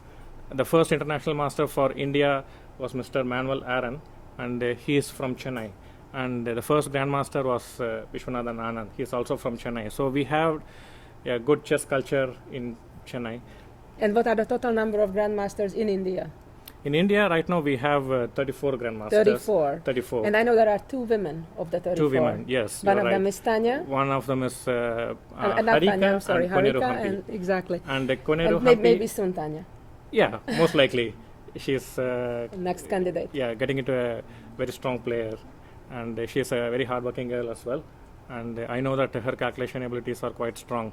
I had an opportunity to work with her a few years back, and I was amazed to see that she could calculate so well. And she's a very good prospect for us. So tell us a little bit about Anand, since I guess he is perhaps a role model, right? He is also from Chennai like you. We all know he's a fantastic chess player. Yeah. Tell us a little bit about him as a person that perhaps people who are not from here don't know about him. Okay. We have had many success in international arena in the World Youth Championship levels. Our Indian players have done quite reasonably well in the under 10, under 12 age category championships. And whenever an Indian gets a medal in the international arena, Anand makes it a point to call them up personally and conveys his best wishes. Wow. And he also gives them tips on how to carry on from that point on. That's forward. fantastic. That's really nice of him. And that gives a very good morale boost for the young children. It creates a very strong impression, and they also get the feeling that I can do it. Yes, That's fantastic. A player like Anand. That's really nice of him. Yes, that's a very good thing he does. And before 20 years back, we used to, like Anand used to settle down in Spain, and he used to play international tournaments from Europe, from Spain. So he used to come to Chennai a few months in a year, and at those times he had this meeting with the prominent chess players from Chennai, and he used to give us tips about how to practice for the games. And we used to have a lot of questions, because back then we did not have the computer playing a major role in chess as it is now, and we did not have many international tournaments as well, and we did not have good coaches in our country. So we were all like ship without a direction on a big ocean. Well, you're really fortunate to have him right in Yes. your hometown, I guess. Yes. Probably many people in other towns in India and, of course, around the world envy Yeah, the we are chess, very lucky chess to players have in Chennai. a mentor like Viswanathan Anand. Absolutely. Well, there is still no move in the game. Carlsen is still thinking what to do. Hopefully for him, he'll find the best move, which is Queen B3. Other moves seem quite significantly worse. For example, if the bishop would move to D2, that would allow black to trade the knight for the bishop, and that's probably a And good it thing would for make it- black, getting the pair of bishops, right? Yes, and it would be difficult for him to play E4 as well. Exactly. So we'll see. He's thinking quite a bit of time. Yeah. The And, clock actually. Susan, we also know that you have had a long association with Anand over the years. I Tell us, actually when did know. you meet him? Yeah, I know Vishy for a long time as well. Mhm. I first met him, I think, in 1990, when we were both playing in Vaikanze, that famous traditional tournament that's today is also known as the Tatar Steel. At that time, there was a different sponsor, so it was a different name, but the city remained the same. Yes. So anyway, that's where we met, and we became friends very quickly. my sisters and I, and we invited Anand to visit us in Hungary, in Budapest, where I'm from, and were residing at the time. And he indeed, right after the tournament, he came to stay with us. And That's nice. yeah, it was very nice, and we had a lot of fun. We played a lot of blitz, analyzed, listened to music together, things like that. So he was a very fun company, and the friendship remained for all those years, 23 years now. So, Okay. you mentioned to me while they started the game that Vichy actually devoted a lot of focus on also the physical preparation, not just the opening preparation or other specific chess preparation, but he was running, he was swimming, you told me, right? Yes. And he in fact lost a lot of weight. Tell us, some more details. In fact, he for past few months he has lost almost 6 kilograms. Wow. Preparing for this match, and just before coming to Chennai, he lost another 3. So we see a very physically fit Anand now, and I think to handle the kind of pressure which is this match is definitely going to generate, he needs to have really good stamina. Probably Magnus has inspired him, because Magnus is known that he's very physically fit. Yes. He has an amazing endurance. I have seen him recently firsthand when he was visiting in St. Louis. He was playing there, a major tournament, and he came on the day offs to visit at Webster University and do some sports with our students there. He was playing tennis and basketball and soccer, of course, and his intensity and endurance was amazing. But let's go back to the game for a moment. Yes. Still no move, but Black is doing quite well. We've been told that according to some computer evaluations, Black is in fact even slightly, very slightly better. Nothing major, so it's not like a decisive advantage or anything big to talk about, I would say. Yeah, but and just a move back, if you go to the 11th move on c5, knight c4, bishop c1, and here Anand had a very interesting option to play e5, and that was quite interesting as well. And let's just show what it is, because it seemingly sacrifices a pawn. So let's just show a sample variation. I felt like the white's center could get really threatening if Black does not take any active measure immediately. So I was thinking maybe e5 could be an interesting option. And here, in case if he takes d takes e5, and I believe Anand has knight g4 and trying to get the pawn back, and his c5 pawn could really become weak, and this also opens up the diagonal for the bishop. And so also we can see now that White's e5 pawn is under a threefold attack, while it's only protected once, and that means that it's impossible to get 2 more defending pieces to that pawn. So probably the best move for White should be to play knight takes e5, and after the capturing twice, we could go knight d7, focusing on these 2 pawns. So I think so Black will win the pawn back. That's without any doubt. So now we have a very dynamic position where White could get a really strong center and even convert it to a kingside attack in near future if Black is not very careful.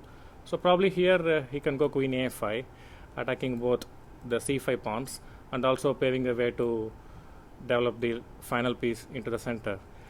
And this seems to be a very interesting position, but probably here Carlsen has to go bishop d2 to defend the pawn, and I feel this position is very interesting with chances for both sides. What do you think about the position, Susan? I do agree. I think it's very complicated, very sharp, but Black is okay. Yeah, I think Black is okay. In fact, I would say that after the bishop retreated to c1, which is, I think, not a good sign from White's perspective, Black had a number of decent choices, including e5 that you suggested. Knight d5, what Anand chose, is maybe slightly inferior to it. I'm not sure. But nevertheless, Black is doing fine, I believe, in this position. Let's just show our viewers what would happen if White would trade the knights on d5, which I don't think it's a good idea. But let's just explain why not. Yes, I think Black has to play c takes d5. Now, the good thing for Black is now is the knight on c4 is really... Sorry, knight d5, c d5. and the knight on c4 is really very powerful, and it's not very going well to protected. yes, and the square e4 is also under control, black's control, so it's not going to be easy for Carlsen to get e4, and I think sooner or later black has to break open with b6, so he will get few more open files on the queen side, and I think the activity of the black pieces should give him a very good play.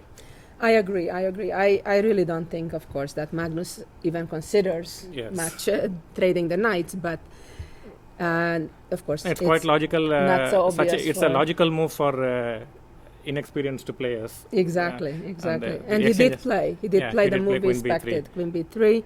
Now the black knight on c4 is under attack. And let's just look for a moment if the black knight would now trade on c3. Let's just try to make that move on our analysis board. Okay, so knight c3, probably he can consider queen takes c4. Because now the queen protects the pawn e2 on pawn, e2 pawn on e2. This and is an- attacks the knight on c3. So the knight probably will have to and move probably somewhere here back. we can consider bishop takes d4. Oh, that's a nice sacrifice indeed. Yeah, but, Let's we just need show to- that. Yeah, so Bishop here takes, knight we can- takes, and queen takes. Queen takes. And if queen takes, then comes the fork. fork, and Wow. we get the queen back. So Exactly. that's an interesting So- idea. So it seems that queen c4 may be a mistake. Yeah, but I'm not Unless- sure. yes, there are other after ideas, bishop d4, perhaps. maybe if we can try to exploit the pen. Okay, but I don't think There is no rook d1 yeah, there is no because rook the d1 knight because controls that square. the knight controls. Bishop b2 would be another idea. But But knight e2 doesn't work. So Okay, let's bishop play b2. bishop b2, see what here's happens. maybe this is quite interesting. You can take knight takes That's quite interesting tactics. Knight takes, queen takes, bishop d3. bishop d3. With but, the idea that if queen takes, then bishop takes bishop takes f2. f2. But But black gives probably up he quite a will few pieces. Yeah, Or we just are move giving, away. Yes, And then take. Probably white is fine. yes, probably White white is fine, fine even because better. he has two pieces for the rook. So bishop b2 is quite interesting here. And if knight moves, then the Maybe bishop to b5. f4. But then there No. is en passant. Passant. Let's just show that there's a special In move case in of, chess called en passant. When normally, of course, you cannot make such a move, but when a pawn makes a special move moving 2 squares ahead, then of course en passant is allowed. Yes, And, so here we have some problems with defending the knight. Right. So queen c4 may be an alternative as well Yes. to queen c3. But let's check queen c3. How does that look? Just simply taking back the knight on c3. It may be Yeah, so probably we need maybe to... the better option. Mhm. So probably we need to defend the knight with a move like b5, Yeah. and then, But then en we can passant try again. to... Yeah, en passant again. And then the pawn on c6 is Yeah, but I If think not here the white immediately. pieces, black pieces will be very active. but white is a pawn up for the moment. Yes. So I kind of like white here a little better. Mhm. Yeah, but I Okay. think this kind of positions, it's not so bad for black in my opinion, because Yeah. his pieces are very active, and he has to make sure that he gets something with his activity. Otherwise, he will just Right. be a pawn down for nothing. Of course, the alternative is perhaps not to capture the pawn on c6 immediately at that point, but Yes. develop and then play against the weak pawn later. Yes. So just go back to the game position for a moment. Still no move by Anand. Anand, as we can see him on the screen right now, he is focusing, he's thinking, and I believe Magnus just stood up for a walk. Mhm. Perhaps goes to his little restroom that he has behind the playing area and get some refreshment perhaps, or just wants to avoid a little bit the eyes of all the crowd and the journalists and the photographers watching the game. So Anand is thinking what to do. Of course, taking the knight on c3 to maybe a beginner player is the most obvious Natural. move, but Yes. but not necessarily to a player of Anand's level. Probably the Probably attacking he'll the be... knight, right, yes. is a more of a natural move. Yeah. So probably, how about queen a5 here? That's a Is it an interesting counter-attack, option? right? Yes. Because now the black knight is hanging on c4, but black attacked the white knight on c3 a second time. So if white queen now captures, and let's go back to our analysis board, if now the white queen captures the knight on c4, Yeah. In case of queen takes c4, maybe then we can consider queen can take on queen c3. can take on c3. Yes. So The now position if looks, quite comfortable. white kind of has to take, right? And then knight takes, another pawn is hanging on The pawn is e2. hanging. Yes. So And, rook needs in to case of protect it. rook e1. Guys, look at that.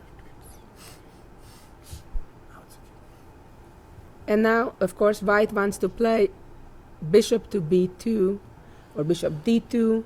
Looks like close to equal, but if white would get to play e2, e4, E4, which he yeah. cannot for the moment because black controls the e4 square Mhm. twice, Maybe we can consider this option. bishop yes. e4. Mhm. I would think the position objectively should be close to equal. Yes. That would be my feeling. Yes. And again, just reminding our viewers that we typically are not using the computer evaluations. It's just our first impressions while we talk live to our audience and to each other. We're having a great time. It's very fascinating. It's a match that the chess world has been awaiting now for a long time. We had a world number 1 ranked player in Magnus Carlsen for the last couple of years, while we had the reigning world champion being somebody else in Viswanthan Anand.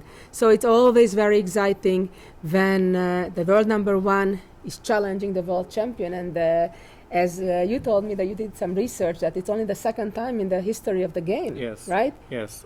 It's only the second time in the history of the game where the challenger has a higher rating than the world champion. The first time it happened was in the historical Spassky versus Fischer match in 1972, where Fischer had a higher rating than Spassky, who was then the defending world champion. So now, for the second time in the history, we have a similar situation here. And in the first instance, the challenger went on to beat the world champion. And let's see what happens here. Well, being from Chennai, I have a feeling which side you'd like to win. Okay, personally, I root for Anand because he is my role model. He has been my role model for all these years. But as a professional, I would just like to see the best player win the championship. And I'm fine with either of the results. That's understandable. Well, I think we're in for a treat no matter what. Magnus is known to be a true fighter. Yes. He has a tremendous fighting spirit. He rarely knows the word draw. Yeah. He doesn't need any kind of restriction of Sophia rules or the kind. You know, he typically plays where even most grandmasters, even the fighting spirited grandmasters, may agree to a draw. He likes to play it all out, you know, and not hold anything back. Yeah, but Anand has had a similar experience against Topalov, who was also an exactly. awesome fighter. Exactly. So Anand would not be Well, we're having repeating a moves. couple moves. Now So- maybe they are trying to contradict us. They have repeated the moves. Yes. So Carlsen played queen b3, and then Anand replied with knight a5. Yeah, now they have got the same position twice on the board. So after knight a5, if Carlsen plays queen a3, it should be a draw, threefold repetition. So if he is going to play for a win, then he need to play queen b2. That will be an interesting decision whether Carlsen agrees to it or not. But Anand has clearly showed his willingness to. But even after queen b2, the knight can still go back to c4. I'm not sure if there is any difference anyway. Yes. So I think it's in Vishy's hand to agree to a draw or not. Yes. It seems like perhaps Magnus doesn't even have much of a choice. Yeah, it's completely in the hands of Anand to take the draw or not now. So Unless could the queen perhaps go to a4 instead of b3 when the knight is on c4, right? okay. But he already twice did not go there, so probably there maybe is a in that reason. case, we can have b5 probably. Let's go to our analysis board for the moment. So the idea was to So try to not make a draw somehow, knight a5, right? queen a3, Right. knight c4. Here, if white has to avoid the draw, maybe he needs to play queen a4. And But it may we be a have a similar risky position thing. with knight c3, queen c4, which we had seen earlier. Oh, and then the bishop d4 business Yes. that they may So see more than what we in our quick This analysis. position is quite interesting. And the other option is probably he can try to play b5 and play for some initiative. Where of course white has to do the en passant He has to again, do that the special en passant move. again, and then probably Either knight can take back, Either knight probably can the take. c1 maybe, and then the queen And needs to go we to reach, protect. a similar position. But black should be doing okay here, I think. Yes, maybe he Even can try c5. c5 to Use the pin. yes, because white is very underdeveloped, so he can try to use some tactics in his favor. It's likely this- it might work. Well, let's go back to the actual game, see if there has been any move made. We can see Vichy for a moment. He was looking at kind of towards us and whether what to do. Should I draw? Should I fight on? Of course, before the game, for the game one, I would think that he wouldn't have minded a Yeah, he draw wouldn't with mind the a draw black with the black pieces, pieces, right? yes. It's a good start. Yes, Generally, when grandmasters play, having the white pieces is at least a theoretical small advantage. yes, So it's always nice to get rid of a black game, and yes. then tomorrow have the advantage of the white pieces, which means that white starts the game. We'll see. We'll see if he thinks he has anything more. No, than a yeah, draw. draw should be fine for Anand, especially considering the last two encounters between the same players did not go well in Anand's favor, and he lost 2 games with the black pieces, and that too in 29 moves and 30 moves. So Anand, I think, should be quite willing to take a draw here with knight a5. Well, of course, on one hand, if from the competitive perspective, a draw sounds good. On the Yes. other hand, if he feels he's better, even if slightly, he would feel kind of guilty not to try to push. But if he Yes. feels that there is nothing more in the position, which is maybe very well the case, in that case, of course, a draw is fine. Yes, Because yeah, it- that's knight always c3 an is- problem for a player who has a slightly better position to repeat the moves and take a draw. Then later on, it's very likely that we will regret our decisions. Exactly. Now, you just mentioned that the last couple games were won by Magnus. On the Yes. other hand, as we know, that if you look at the classical game results, the two have played in their lifetime 29 games, Yes. although many of those games were at years when Magnus was really young. Yes. But nevertheless, Anand has the plus score, 6-3. 6-3, That's yes. quite significant, with 20 games ending in a draw. Of There are course, some they interesting facts regarding the personal encounter between the two players. The first 4 games which Anand and Carlsen's games which ended decisively, it went in Anand's favor. Anand won 4-0 against young Carlsen, but of course Carlsen was not the same many years before. Until 2010, the score was 6-1 in Anand's favor. wow, that's But huge. in the last 2 encounters in 2012 and 2013, Carlsen outplayed Vichy with the white pieces. So Anand will have that at the back of his mind as well. While Actually, it's interesting that you're mentioning that particular game that they played earlier this year in June at the Tal Memorial, yes, where Magnus, just like today, had the white pieces, and as you said, the game only lasted 29 moves, which is moves. very unusual. That Yes. Anand would lose in such a short game, right? Yes. And I was looking at the game, and it seemed like so seemingly without any major mistake. It Yeah, I was think very probably the crucial interesting. mistake was moving the bishop back to c8 very Right. early before developing the other pieces. I think that put Anand in a lot of trouble. Right, but it was kind of a very smooth operation by Magnus, I would say. Yeah, So, of course, after that game being their last encounter, I'm sure Vichy is generally happy with the draw. Now the question is if he can think of something better than just repeating the moves right now. And we cannot see, of course, right now on our screen whether they are still at the board or what's going on. Black is I still can see. thinking, Yeah, right? Black is still thinking. Of course, he has a draw in hand. yes. And that's a pleasant feeling. It's a relief. Yes, it is. It's certainly a relief. And, What another. would you do in similar position if you were in Anand's shoes? Well, I would certainly try to calculate. If I feel I'm slightly better, I certainly wouldn't let that momentum go. Because it's not so easy to get that momentum going with against Magnus. So it seems that they repeated one more time. Do I see that correctly? Yes, so So on they move have- 13, we had move 14, white had played queen a3, and we So have they had twice this position. twice. So now if Knight Anand c4, can then claim a draw, Yeah, with knight c4, before playing exactly. knight c4, he can claim a draw. And Or it is after- important that he claims a draw before making the move Yeah. knight c4. Yeah. Because you need to call the arbiter and claim a photographic repetition that you are going to play knight c4. And it's an important point young players should remember. Exactly. And he did play it Okay. again, He and did that play it means now they Okay. just shook Yeah, hands. they just shook hands. Wow. Wow. You have a short day. That's Yeah. unusual, unexpected. Yeah, and I was expecting the games to go for the full 6 hours. Absolutely. I certainly did. That's a big surprise that the game ended so quick. But, sometimes it just happens. Magnus, in this particular position, didn't have much of a choice. Yes. He obviously doesn't want to lose a piece because that would lose the game. And I guess Anand just felt that there is not really an advantage. He probably could play on differently, Mhm. but he wouldn't have an advantage. So he just probably is happy, get rid of a black game tomorrow. He's white, and that's some pressure generally on the opponent. Yeah, we can see Anand and Carlsen having a few words about the game.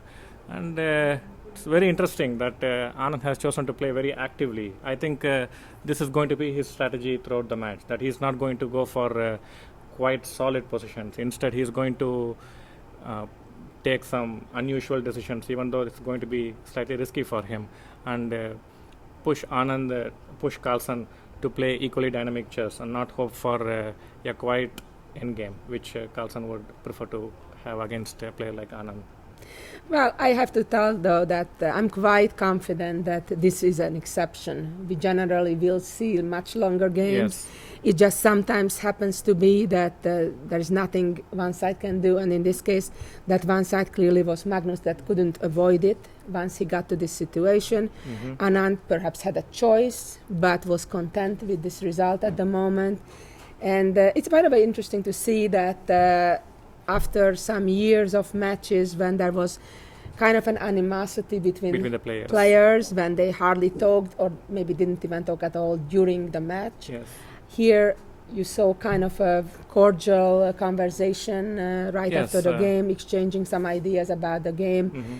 And Normally, like discussing it. Anand had always had a cordial relationships, even with against Kramnik or with Gelfand.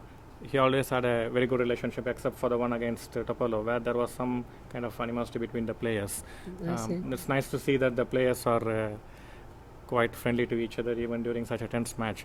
And I believe we are going to have a press conference. Yes, I think the two players are being taken up to the press conference room, and probably within a couple minutes, our coverage will move over to the other room, and of course, we'll be looking forward, listening into on that as well. And tomorrow, make sure you're back, same time, same place. It's gonna be 3 o'clock, 3 as o'clock, usual, the same time, Chennai as usual, time. Chennai time, Indian time. Exactly. So and please make sure that you are here at 3 o'clock Indian time. We are sure we are going to have a much more exciting game tomorrow with Anand having the white pieces. I'm sure each time the person who has the white will feel some pressure trying to get An advantage. an advantage or at least an initiative, and Yes. I bet that Magnus is perhaps a bit disappointed. Yes, with but I this think he will just take it in a professional way, Of and he course. will just take it like a day off, and always. And he is not the kind of player who is going to play for a draw with the black pieces. Well, thanks for listening, and here comes the press conference.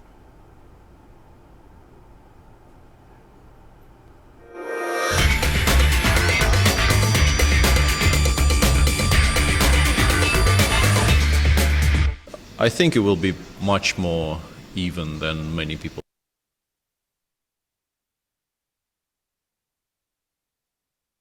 3 o'clock. Magnus will be black, Anand will be white. So what do you think Anand would be playing with the white pieces? Because in the last 3 matches he was relying mostly on d4, but somehow I have a feeling that Anand might go for e4 this time and probably play Geico piano against Berlin from Carlsen. Well, that's always interesting because actually I was looking at the opening choices of Anand lately, and just like Magnus, he likes to mix them up. Yes. D4, E4, even knight f3 or other choices. I think he'll be playing the more principal continuations, it seems to me. Like the Reilepers. Yeah, He'll go for I think he'll play E4, yeah. Yeah, that's my guess too. Let's see what happens. Of course, tomorrow. it's And just we have a guess. Shashikaran in Anand's team, who is an expert in Breyer with the black pieces. So we can expect Carlsen to play either Berlin or the Breyer. Excellent. Well, tomorrow 3 o'clock. We look forward to be back.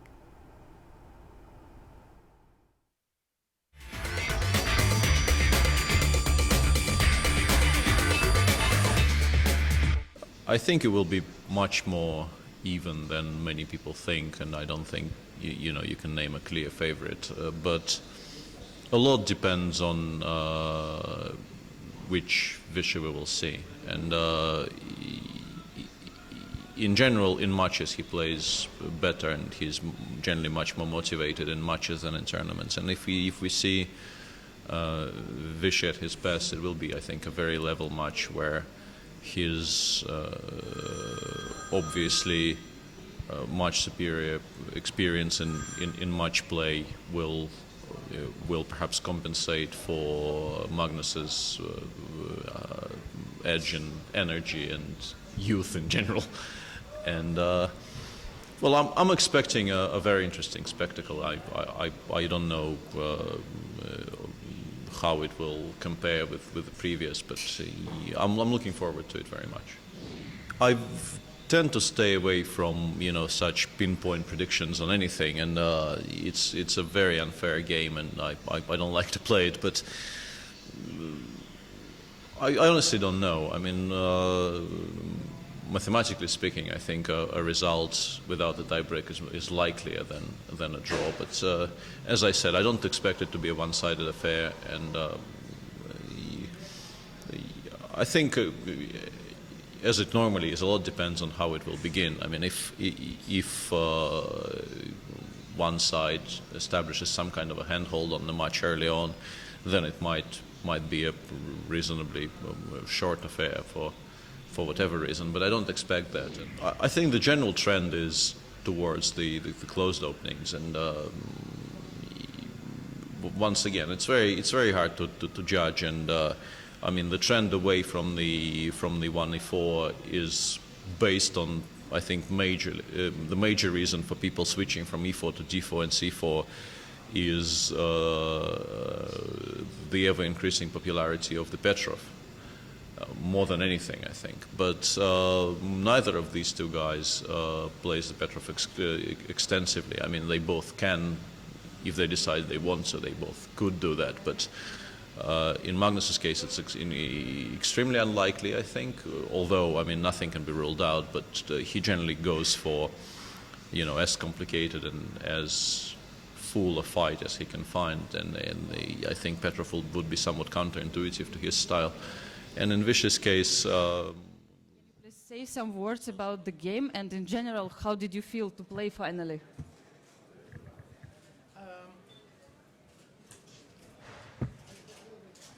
Yes, I mean, after thinking about it for months and months, well, today it finally started, and it was almost a relief to finally get a chance to play.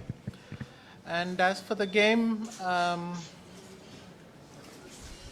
well, it developed kind of fast. So knight b6 is a rather sharp idea. I mean, basically forcing the play right away. He goes c5. Can you please take it? Yes. Thank you. c5. I played knight c4. To be honest, I expected queen b3, though anyway, I think after bishop e6, black is probably doing fine. Bishop c1 was a bit of a surprise, because after knight d5, I mean, queen e1, even knight b4 is actually even getting very unpleasant for white. And after queen b3, I can force this draw. I was seriously considering playing b5 here.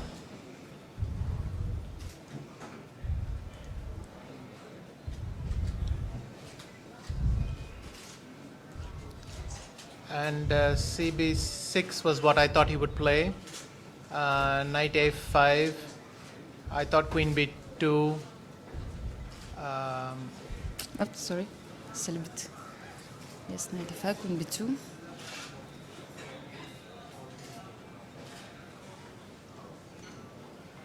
A b6 and knight e5 I thought was keeping the balance reasonably well.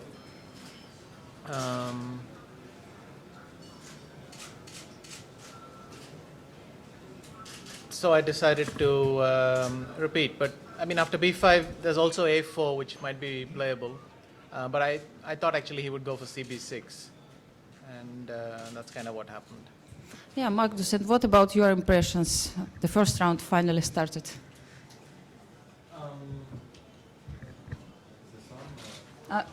No, it's well. I was not too thrilled with the game. The way I mean, of course, I was happy to actually be able to play today, but I was not too thrilled about the way the game went. In general, in these lines, play develops a little more slowly, but here there was an immediate crisis, and it didn't seem that any of my options were particularly promising, particularly as I had missed, as Vishy mentioned earlier, on move 13, queen e1, that knight b4 is very strong. So from then on, I just had to pull the emergency brake and to go for a draw. Yeah, thank you very much for your comments. And in general, what do you think about this media coverage? I mean, have you seen something like this before? Did you pay attention before the game? What was happening? Yeah, please. Well, of course, I'm very happy it's being covered well, but to be honest, I'm focusing on the match a bit more. So I'm sure afterwards it'll be nice to reminisce on the how the match went, but right now I'm focused on the game. Yeah. Magnus, you have some comments?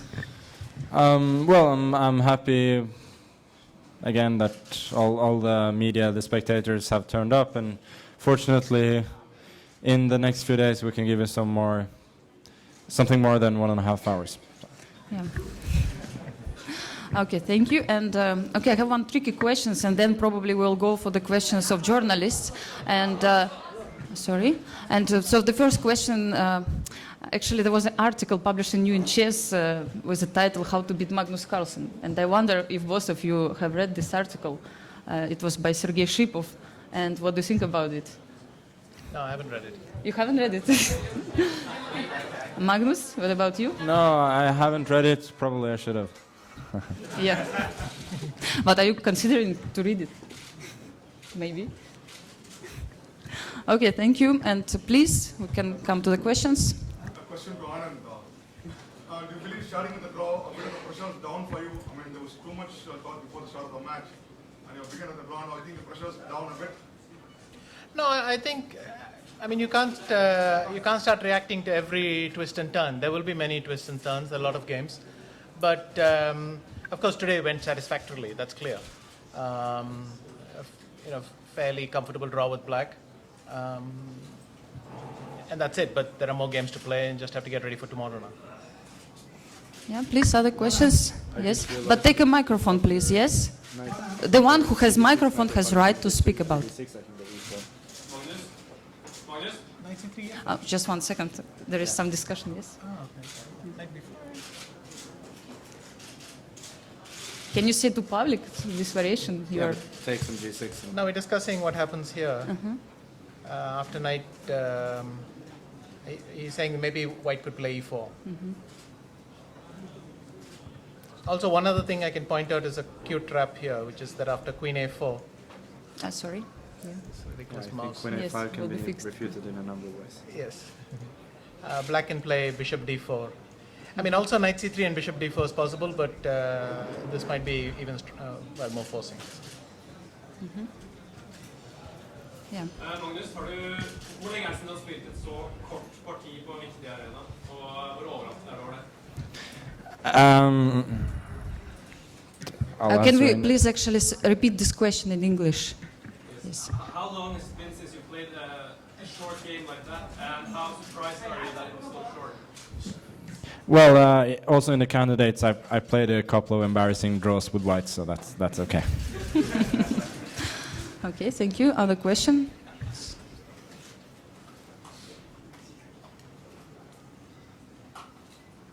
Yeah, please speak. It works. Yes. When you play the last move, repeated, so you got a slight advantage according to some of us. Do you agree? Well, that's why I was thinking of b5, but I didn't see anything specific. I suspect the computer will like black because he has one piece further up the board than white. But I didn't know if that was anything substantial or not. So it's possible the computer will say equal plus, but I need to know more. I mean, if you give me a first line, I can tell you, but I didn't see it. So one more simple question. My students asked what opening Mr. Carlsen played. Meiji Zukata, like that, what you say, what opening he played? I don't know. This is all fairly obscure stuff, but I don't know. Knight f3, d5, g3 at least is the reti, but I don't know if that's what we followed afterwards. Okay, so can we pass the microphone to someone else, please, who would like to ask a question? Yes.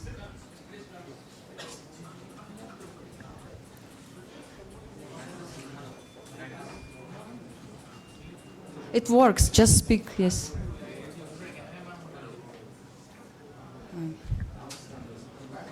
Okay, try to speak loudly and then we'll fix it. Okay, thank you. Magnus, you said before the tournament, before the championship, that you would like longer games. Your idea was to ensure that Anand is longer on the board.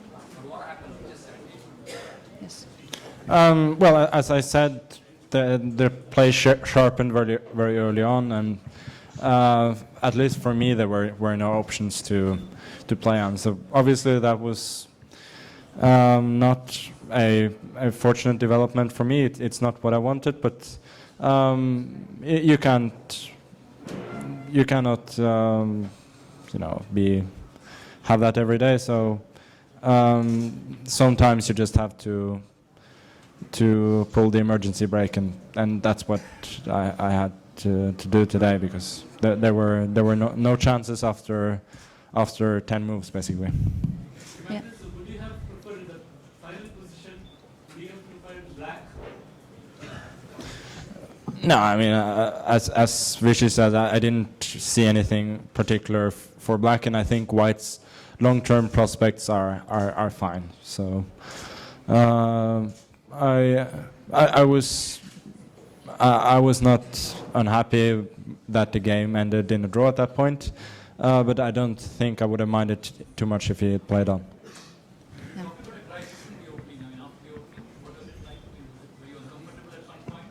No, I think what he meant was simply that knight b6, and then the play is much more forcing as opposed to the usual both sides fall asleep somewhere around about here. So it just started to move it became very tactical, that's all. Yeah. Any other questions? So both of you are happy with the first game draw sailing well, or are you disappointed, Carlsen? I wouldn't say I'm happy, but the way the game went, there was definitely nothing more for me. So I'm not unhappy either, and it's a long tournament, and you cannot, as Vishy said, react to every little thing that happens. I mean, this is not this is a fairly normal occurrence that you do something slightly wrong in the opening, and you just have to shut it down. Yeah, and actually it was your first game in the match, and how did you feel? Did it feel different to play in the match, let's say, than in regular tournament? Yeah, there were some butterflies, of course, but as I said, it's just nice to finally get going with the match, and hopefully there will be some more exciting games to follow. Yeah, thank you. Other questions we have? Yeah. Yes, please. I have a question for Mr. Anand. Is this going to be a strategy over the match where you're going to be looking for a quick draw with black pieces? and how happy were you with the overall result today? Because you have always been winning, you have a winning record in white against Carlsen.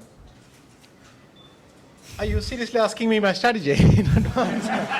I mean, a comfortable draw like this is, of course, very satisfactory. But there'll be many events yet. I mean, it's too early to start reflecting on these things. There'll be many things happening in a match. So, okay, game one is out of the way. Now I'll start thinking of the second, and we'll take it from there. That's all. But sure, it was a satisfactory result with black. Yeah. Carlsen, like one of the main advantages for you has always been in terms of making the long drawn-out games. Your strength is in the end game, middle game. So how different is this? Was this a surprise to you? Excuse me, can you repeat? Yeah, your strength has always been in the middle and end games where you try for positional play, tactics, and then you're able to beat your opponent. Yeah. So how different was this game? Because it was very short, and with white you're not able to take it to the end game basically. Well, it's just what can happen against very, very strong opponents.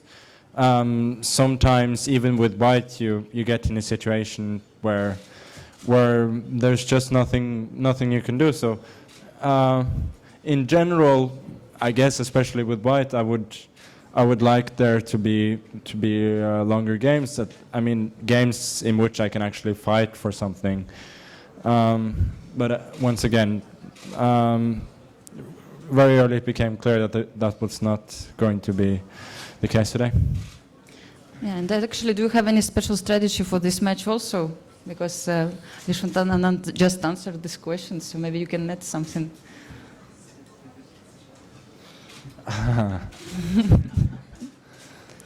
No, I mean, as Vishy said, that a short draw with black is an uncomfortable draw with black is satisfactory. So obviously, a short and uncomfortable draw with white is not satisfactory. But again, it's a long match, no damage done, and we'll see. Yeah, thank you. Other questions? Let's say 2-3 more questions. Last questions, if we have. Mm-hmm.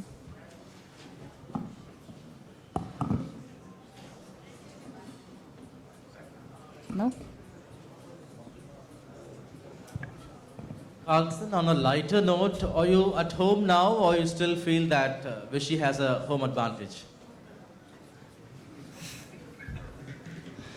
We're still in India, aren't we? But no, I mean, I've settled in, of course, and for me, I usually don't play tournaments at my home turf anyway, so it's fine. And if you're asking in terms of whether I'm feeling some kind of hostility or something, then definitely no. Any other question you have? Yes. Yes. Were you surprised by the opening that Carlsen chose today? Well, let me put it this way. He has to do something, and he has many choices. So, of course, today we were also, in a sense, exchanging information. I got to see what direction he's aiming at, and he probably got a clue into mine. So, well, we'll study this. But beyond that, I mean, you kind of expect to be surprised because you're not really sure what is going to happen. So, yeah, can we address the same question to Magnus also? Were you surprised with opening choice? No, I mean, not particularly, especially since played something fairly similar before. But you can never know. Whatever you play, there's a bunch of stuff you have to prepare for. So. Yeah, thank you. And yeah, so let's say last question, please. Yeah, this question to Mr. Anand. Anand, you are at home, so how easy or difficult it is to handle the fans? A lot of demands for autographs, to meet you in person. How is it overall? Well, like I said, I'm thrilled that it's happening here in Chennai, and that's wonderful. But honestly, I'm in some sort of bubble. I'm just trying to sit and play the match, and it's only afterwards I'll really find out the full impact of what's happening. And so I'm trying to create the usual atmosphere in which I play the match, and that's all. But I've never played or it's been ages since I've played this close to home. I think the last time was against Drev in '91. I think this time it's even closer, driving distance-wise. So I wouldn't say I'm not thrilled that it's happening here. Yeah. So thank you very much for coming for the press conference and your interest to chess. Thank you.